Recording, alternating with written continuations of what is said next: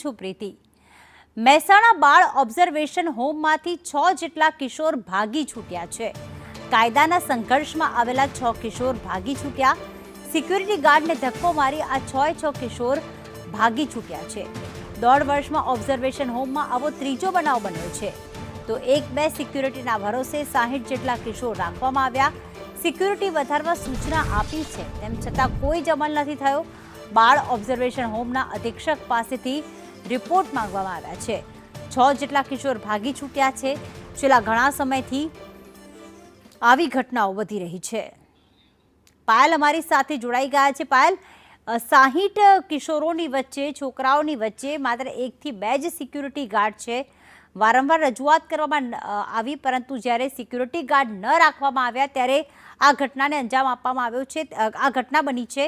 આ 6 કિશોરની શોધખોળ હાથ ધરવામાં આવી છે, ત્યારે કઈ દિશામાં તપાસ?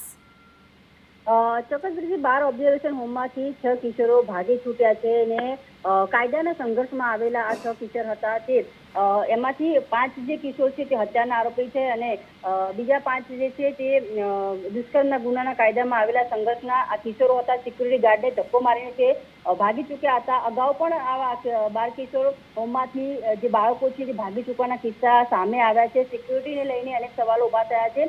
1.5 વર્ષમાં ઓબ્ઝર્વેશન હોમમાં બનેલી આ ત્રીજી ઘટના છે।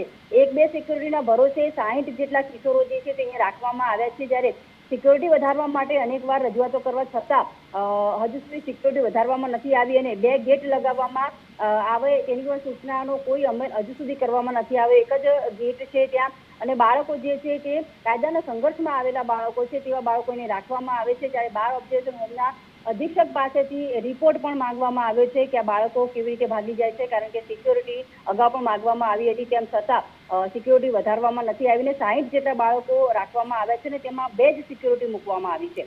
બિલકુલ, આભાર પાયલ તમામ વિગતો માટે।